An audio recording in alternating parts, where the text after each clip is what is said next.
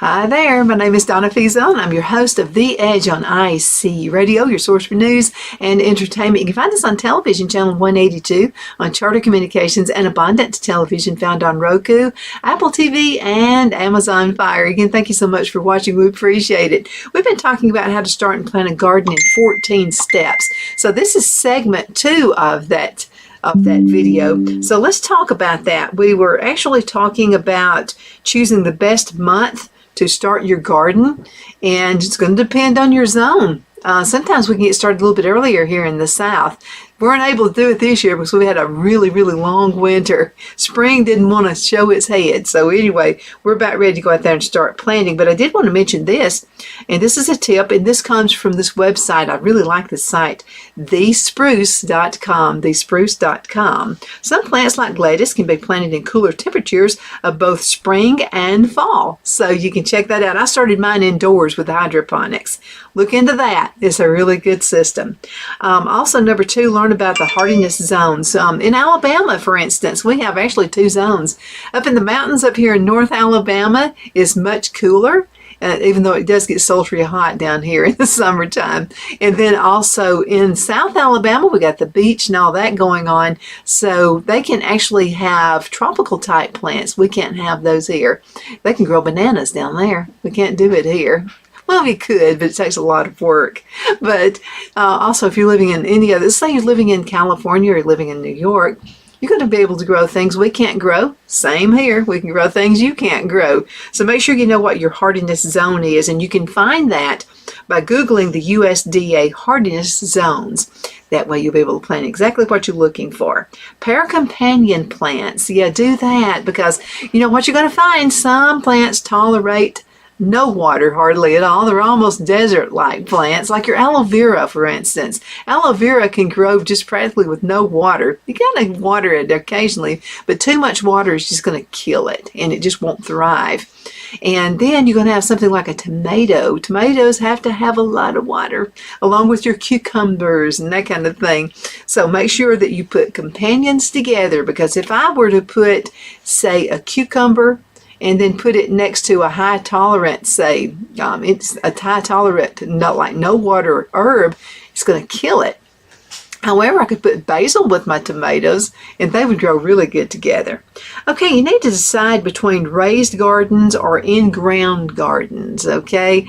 There are pluses and minuses, and I'm going to go over those real quick. It won't take but a minute.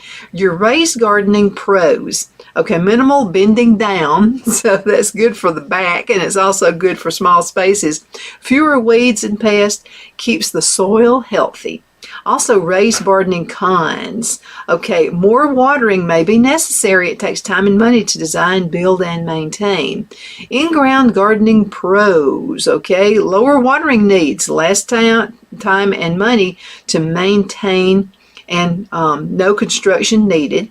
Now, in-ground gardening cons, it does take physical toll, more weeds and pests, and also soil can become contaminated. Then we talked about vertical gardens. I think that's a really good idea. You're in a small spot. Maybe you are in an apartment building, but you do have a little deck outside. Grow vertical. Make sure you check, though, with your homeowners association and make sure that it's okay to do so. Remove some grass if necessary, and good old shovel works well for doing that. So make sure you remove the grass. Oh, and this is something else we learned with sheet mulching. Involves laying down, it's kind of like a lasagna method right here. So what you want to do is dig up all the grass, and then you're going to lay down an organic material such as newspaper or unwaxed cardboard. Then you're going to lay your white plastic on top of that, and I'll tell you why in a second. So lay your white plastic on top of that, leave it setting out there, and then just takes several months to kill the grass. Now this is if you don't dig up the grass. Again, just put your cardboard down there or your newspaper or whatever, put the white sheeting on it, and it takes just several months to kill the grass. So in the summer, be ready for the following planting season. Now, solarization, this kills the grass and weeds by utilizing the heat of the sun to bake the soil to a high temperature. Lay a clear plastic tarp over the mowed wet grass. And the sun will scorch the grass away in just about 4 weeks, probably sooner here in Alabama, up in North Alabama. And then dig up the dead grass, add your compost, and plant your garden bed. And you don't have to dig for any roots. No doing any of that. Now you can do the manual removal. That's why it's going to take a long time. And that's going to work on your back just a little bit too. So if you got a little bit of time, do it the other 2 ways I was telling you about. Optimize garden soil. So you got to make sure you got healthy soil. You need to know the pH balance. You need to know if you have alkaline. You need to know if you've got sandy soil or clay soil. There's a huge difference between the two. My neighbors up in Mentone, Alabama have clay soil. We have sandy soil. And so there's a huge difference. You need to know which kind you have in order to know what kind of compost to use and that kind of thing as well. Okay, make sure you select the right plants. So we're getting back now to an original. Okay, so make sure you select the right plants. As you select plants for the garden, you need to do your homework to learn about a plant's specific requirements to ensure you choose the right plants for the right location. Now, plants commonly used in garden beds and landscapes generally fall into 2 categories. You got your annuals and you have your perennials. So let's talk about that just for a minute. A lot of people say, Donna, what's an annual? What's a perennial? What's the difference between the two? Okay, your annuals are plants that go through their entire life cycle in one growing season. Okay, and they must be replanted every single year. Now, many summer flowering plants fall into this category, including marigolds, impatiens. Just save the seeds and then you can replant them again. Also your petunias, your zinnias, and your cornflowers. In addition, some plants that are perennials in warm climates can be used as annuals in colder climates. Okay, now your perennials. These are plants that return every year. They come back, they're friends with you, okay? Their foliage dies to the ground in the winter, but the plant regrows from its root system the following spring. So some perennials are very long-lived, such as the peony, the daylily, those always come back, the false indigo, while others are kind of short-lived. The columbine is one of those. Now, plants categorized as biennials can also be considered very short-lived perennials. Okay, they can spend their first year developing foliage, flowering in their second year, and then dying after that. The foxglove, the hollyhock, and the sweet william are examples of biennial plants. Now, woody trees and shrubs, let's talk about them just for a minute. So plants that do not have the soft stems of annuals and perennials. Instead, they have a woody stem, and they also have trunks. Rather than dying back and regrowing from the ground level, these plants sprout their new growth from a main trunk or main branches. All common trees fall into this category, as do many shrubs. Now, vegetables, fruits, and herbs. Plants that are generally defined as those that produce edible seeds, fruits, stems, foliage, or roots. Most are annual plants, although some are classified as biennials, like your currants. Perennials would be rhubarb, asparagus, and strawberries. These come back. I have several generations of strawberries. I bought some, I don't know, I guess about 5 years ago. So now I have the great-great-great-grandkids of those original ones. And then also some are woody shrubs and trees, such as your blueberries, your peaches, and your apples. Now, if there's a chance you might not remember the name of what you planted, consider labeling your plants by writing their names on a small wooden stake and placing the stake next to the plant. That way you'll be able to remember their names should you need to look up anything about their optimal growing environment. That's a really good idea. Some gardeners like to keep a journal that maps the plants and the layout of their garden each season, and that's what I do. My friend Loretta Roger made this book for me. And so that's my go-to book right there. I write down mistakes, and you will make some. So anything I need to do a redo on, I write that down there too. I put what you shouldn't have done on that as well. Okay, so I think we've probably got time for this, and then we'll have to go into a commercial break. So let's go ahead and talk about designing the garden. Isn't that beautiful? Look at all those gorgeous flowers out there. And I want you to look at how they have those arranged. So they've got the higher, and this is really important also when you're planting your garden. So you have the taller gardens in the back. You want it to face the sun. Okay, so the taller ones You don't want to plant them out to the edge where they're going to hide the smaller plants, because what's going to happen is they're going to hog up all the sunlight, and then the shorter plants are not going to get any sun, and you're going to wonder why they're not working, why they're not growing, why they're not blooming, and why they're not doing the best that they can possibly do. So we have our garden planted where it's facing the south. That sun's going to be coming in the morning. So things like corn, some of my taller stalks of beans and things like that, they're at the back of this garden.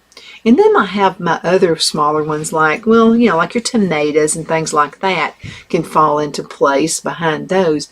And then some of the things are just going to be low growing.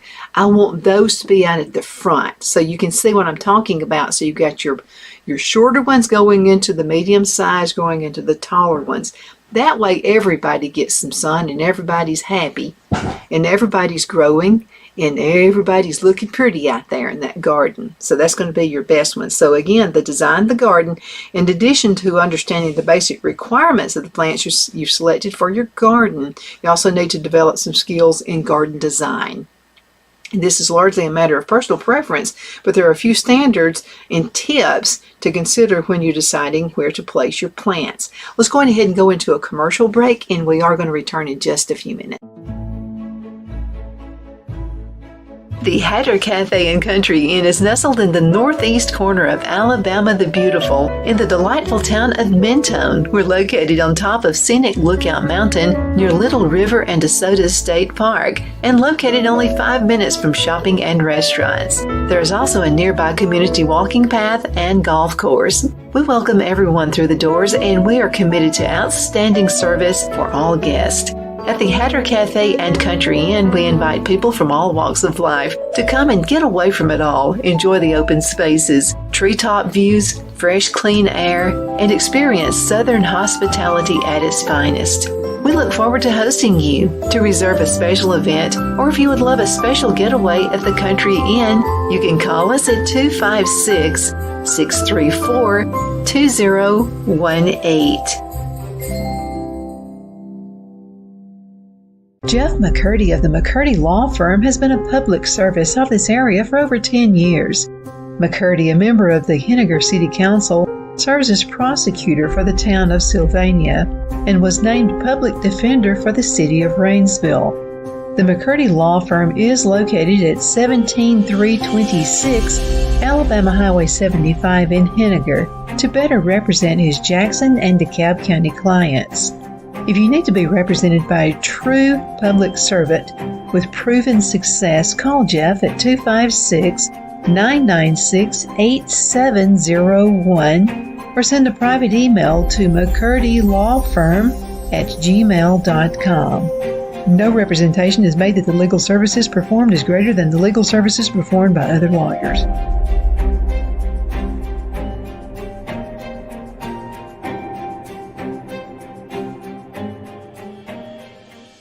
At Liberty Bank, we're all about community, whether it's to help with a charity fundraiser or help families in need. Toys at Christmas or a local football team, we're here for you. You see, we realize the importance of family. Sometimes it's to build a new home or necessary home repairs. We're here for you.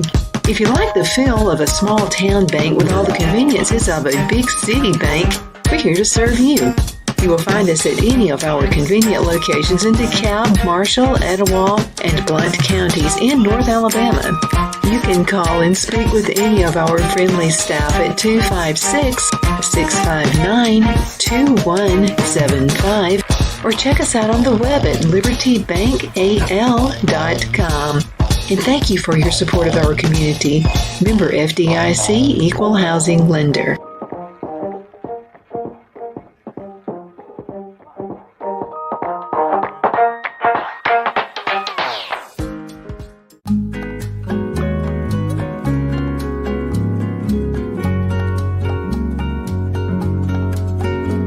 At Lamone's Mexican Restaurant, located in Henniger, Alabama, and voted Best Mexican Restaurant of DeKalb County, Alabama 2020, we're here to serve you with authentic Mexican cuisine. Order easily online by going to lemonsmex.com or call 256-657-3999 to place your order. We're open Sunday through Thursday 11 a.m. to 9 p.m. and Friday and Saturday 11 a.m. to 10 p.m. Whether you're celebrating a cozy date night for two or a celebration for a crowd, at Lemone's you'll love our atmosphere and friendly servers. Thank you for dining with Lemone's Mexican Restaurant.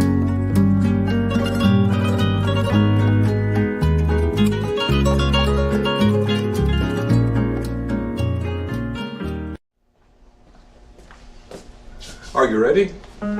We all wonder what tomorrow will bring, but the future lays itself at the feet of the prepared and surrenders to the will of the persistent. It's not easy, but today shapes you so you can shape tomorrow. With Northeast Alabama Community College, when the future asks if you're ready, you can answer. Yes.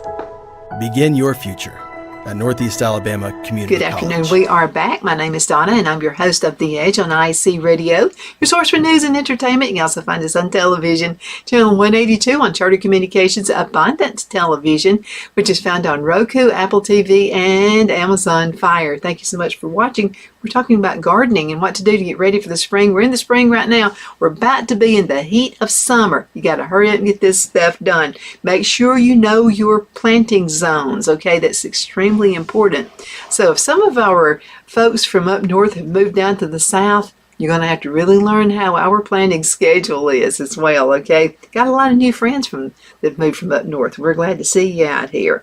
Okay, we're talking about design and designing that garden. And isn't that beautiful? I love it. And you can see little stones and little rocks and little fences and all those kind of things out there. There's a pretty tree right there. And then you can see now how everything is growing down. You start with the back of the garden. You got to have your tallest plants. Then you graduate. You go down lower and lower. So from the tall to the medium and then to the shorter plants. That way everybody gets some sunshine and everybody's happy. Okay, also let's talk about mature size. So take into consideration the mature size of plants when you first populate your garden bed. So in general, a garden bed should be organized so the low-lying plants are in the foreground as used as edging. That's a great idea. It's a great way to put that. And then the medium size are occupying the middle section and the tall plants are in that back. This rule shifts a little with an island garden because it can be viewed from all angles. Now, in that case, the center of the bed is planted with the tallest plants. So you got, let's say you wanted to plant a Japanese maple, okay, and you know it's going to grow a little taller than everything else is. Put that smack dab in the middle, and then you grow your other plants around it. So it's kind of like an island. So in that case, the center is planted with the tallest plants with the lowest growing plants going around that perimeter. You just need to decide how you want it to look. Write it down on a piece of paper. You can get all kinds of ideas. You can also get some free downloads on the internet. Just type in free garden design and you'll be able to get some of those. And that way you can specify your garden and how you want it to grow. Okay, now form. Let's talk about that for just a few minutes. So garden designers frequently speak of plant form as a guiding principle when arranging plants. This essentially means that you should consider the overall shape or outline of the plant when arranging them in your garden bed. In general, if you seek a formal look, try to use a precise geometric plant shape such as a squared off edges and neat edging plants. If you want a more informal look, your regular forms are appropriate. Now let me mention this about form. Okay, so when you're mowing your grass, this is something else we learned in Master Gardening class. I think Phil's already been doing this anyway. But when you're mowing the grass, go the other way. Don't have it where the grass is going to shoot out into your garden, because that can also throw some seeds out there for weeds and that kind of thing. And then you're getting weeds coming up from everywhere and you're like, how did these weeds get started? Well, it started because they were shooting up from your grass, mowing your grass. Now, Phil has this little contraption in the back of this riding lawnmower that actually gathers my grass, the cut grass, and we use that for mulch. So what I do is I put it out, or he puts it out, and then we let it get really brown in the sun. I'm constantly turning it over, okay? And then I use that as mulch, and it's a real good mulch, and it's free, you know? So that comes with the lawnmower. Okay, now we talked about form. Let's talk about line. Now, when garden designers use the term line, it often refers to the structures within the landscape or the garden bed, the edges of the garden, for example. It can also refer to the directional impact of the plants. Now, plants can have a general vertical line, and I'll go ahead and show you, I think it was this one, yeah. And so I'll let you look at that so you can kind of get an idea of what I'm talking about. So plants can have a general vertical lines, kind of like a columnar evergreen, or they can be spreading and horizontal like a creeping juniper. And I've got some of that. By the way, that can really spread. Now, straight lines and hard angles give it a formal look, while curved lines kind of give it that casual feeling. So I like that look as well. Isn't it pretty? Now, let's also talk about texture. So the term plant textures refers to the fineness or the coarseness, roughness or smoothness, heaviness or lightness of a particular plant.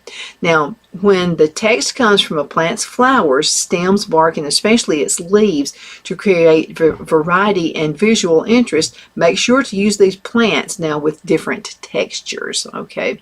It's kind of like when we were talking about decorating inside the home, and we were talking about having different, like if you wanted, say, to have a wall that looks like stone or looks like brick, like our dining room. It has one wall is totally brick, and it's also where the fireplace is.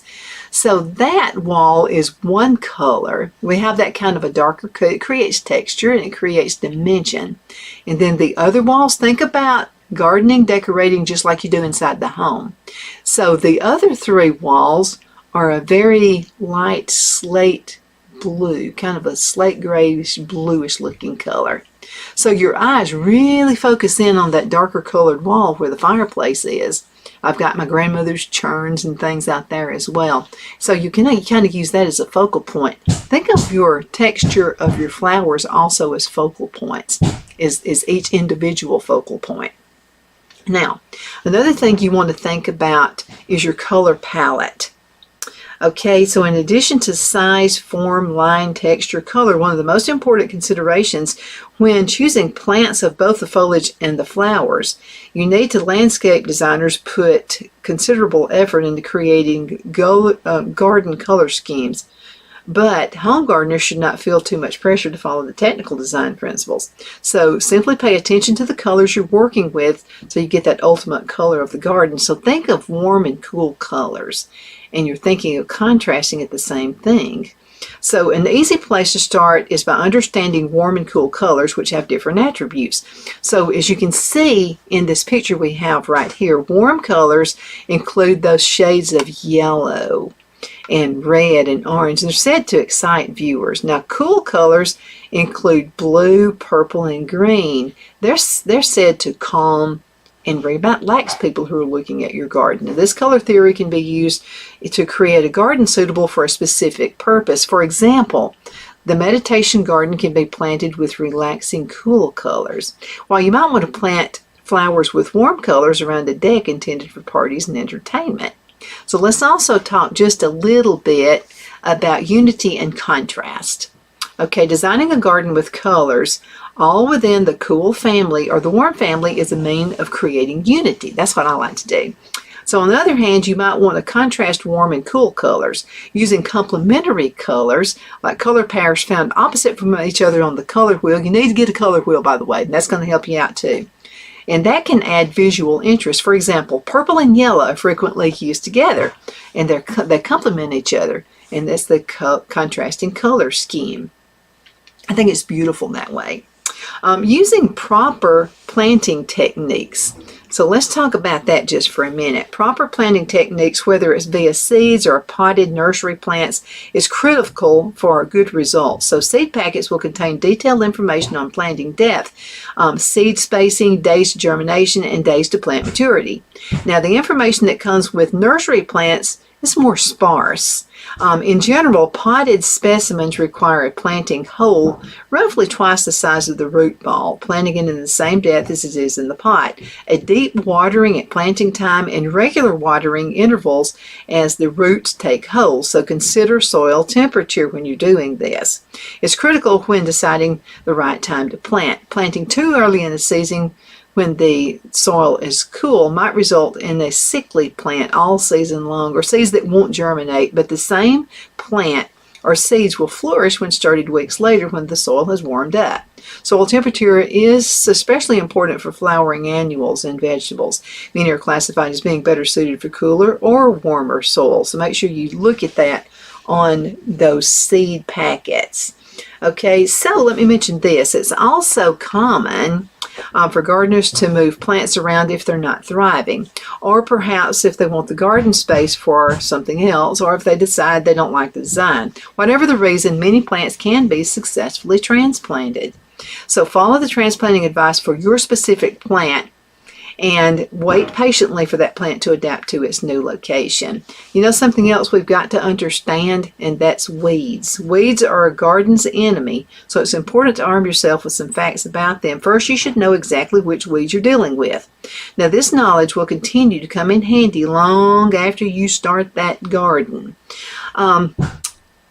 Also, many sources of information are available to help you identify the weeds. Now, if you have bees, now this is what aggravated Phil this year.